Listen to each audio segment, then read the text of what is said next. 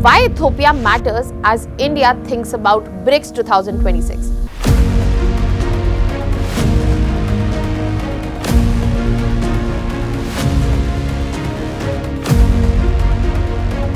Why Africa is the centerpiece of India's Global South policy and how India is pivoting towards Africa in the changing times across the globe.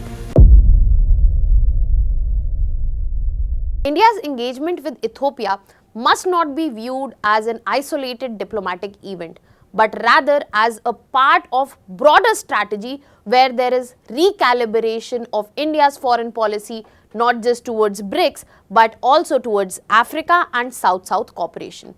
Hello everyone, welcome to Vajiram and Ravi's Flash News.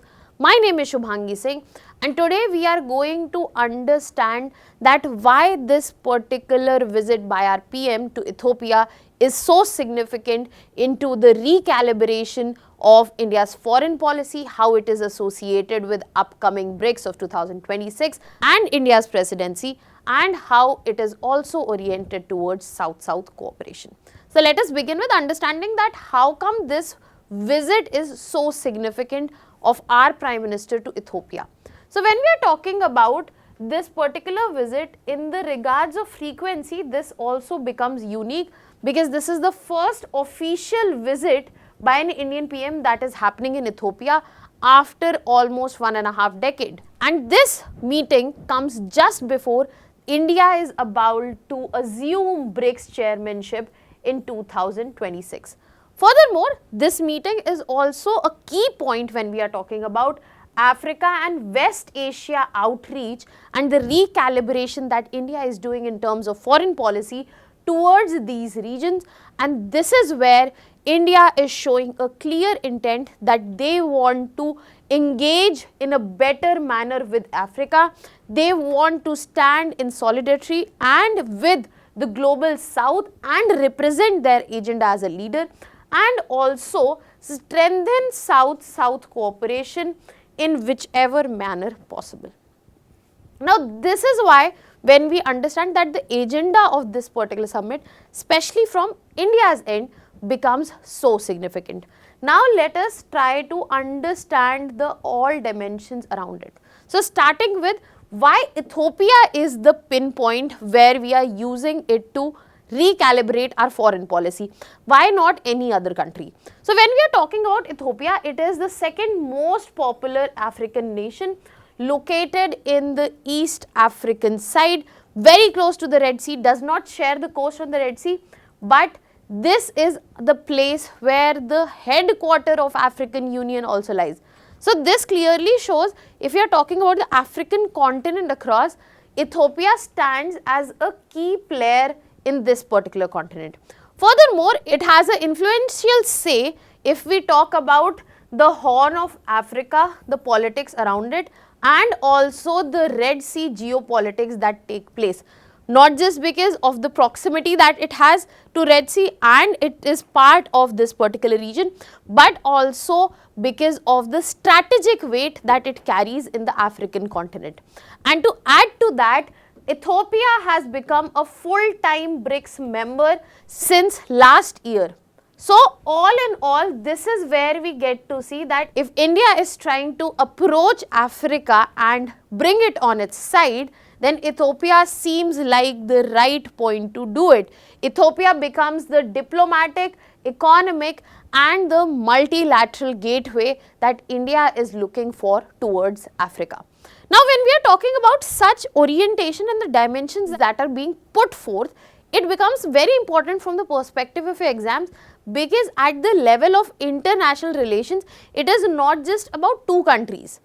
When they are diplomatically engaging, it is facilitating India's multilateral gateway as well. So, these are the dimensions that you need to understand from the perspective of your exam.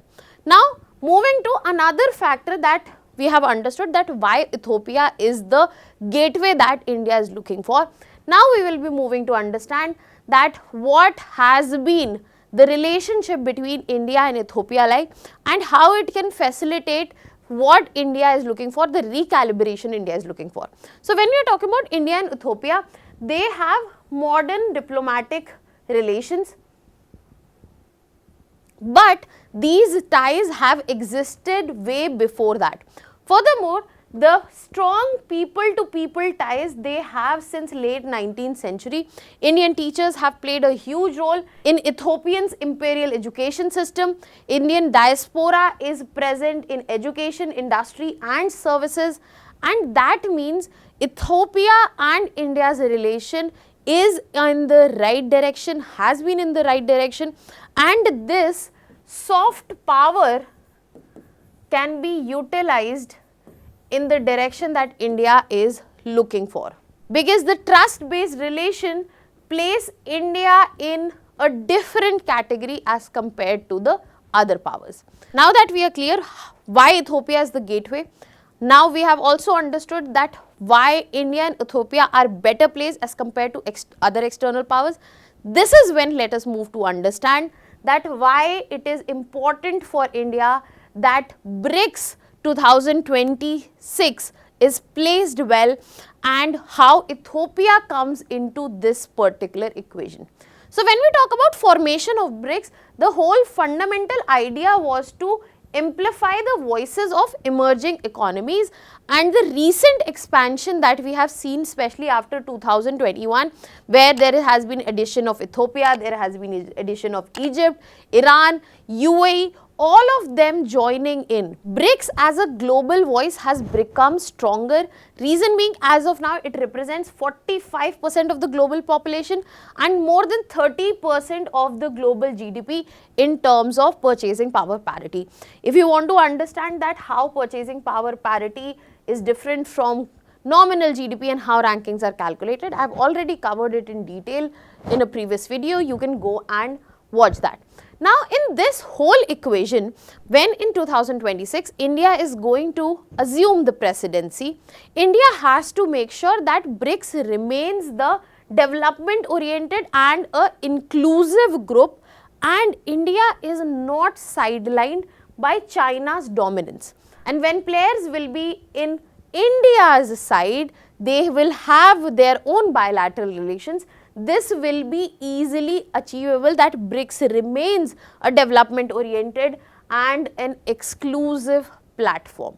And that is why Ethiopia is going to play a major role, as there are certain shared India and Ethiopian priorities such as Security Council reforms for UN, then we have global financial institutions and their reform, and strong global south representation as well as coordination. So this is where we get to see that same agendas and same reforms are on the paper for both of these countries. And if India and Ethiopia stand at one place together, that means India will have the African legitimacy because Ethiopia will be representative there, and it will also have a continental perspective within BRICS, which all will be brought in under the presidency of India that is coming next year. So as an outcome, we will be able to see that we will have a stronger African voice. China will be not dominating BRICS. India will have a new and clearer role, and we might be able to see India-led BRICS in the very next year. Now, as soon as this whole thing pans out, this will be a model-led example which will also give a direct push to South-South cooperation, and it will be an important addition to the recalibration of foreign policy that India is looking towards. So when we talk about South-South cooperation in this very scenario, it is very important to understand how this visit is also trying to emphasize on this, where global South is going to stand for itself and together, and India is trying to lead this cooperation, coordination and also performance in this particular scenario. And the model that India is using is a development partnership, not an aid dependent one, which we usually see when North and South coordinate, where global North aids the global South but not facilitates the development and the equal partnership. So this is where another unique point or edge is received by India, because India provides no political conditionalities, capacity building and also technology transfer, and there is a special provision for specifically Ethiopia, where there is extension of $1 billion line worth of credit, rural electrification, railways and sugar sector, where all of this have been addressed in the development partnership that India is offering. So in this particular scenario, this will help in strengthening India's overall credibility and also the image where it is trying to be leader of the global south, and the model that India is using is going to distinguish it from the other external players. When we are talking about South-South cooperation, it is not just Ethiopia that India is aiming to befriend and bring in for partnership. India is looking towards the whole continent of Africa in itself, because Africa is the key point to India's whole global south strategy. Because if we look at Africa's demographics, 25% of the world population by 2050 will be present in Africa. If we are talking about the increased demand, be it of energy, healthcare, education, digital infrastructure, all of this will be seen by 2050 in Africa, and this can be facilitated through the partnership, which will bring benefits not to just this continent but to our country, will aid in the foreign policy direction that we are looking, will facilitate the image, and also it will be a case study in terms of diplomacy and the partnership that India is pitching for. And all of this will strategically help India to counter China's BRI and China's influence, where it is trying to strategically penetrate into African continent for the benefits of not just minerals but also presence across the globe. And this is where Africa will not only be strategically important because of the population, but also the strategic reforms that we are looking at the global level, be it the UN reforms. If we want that, African continent can be the one which makes a strategic contribution to it, WTO negotiations that we are looking for, and the climate finance debate, the classic one between the developed and developing. All of these are important from the perspective of Africa as well as India, and African support in this context can make a huge effect. And that is why for the African continent, India is using Ethiopia as a continental anchor, as the starting point for India's African policy.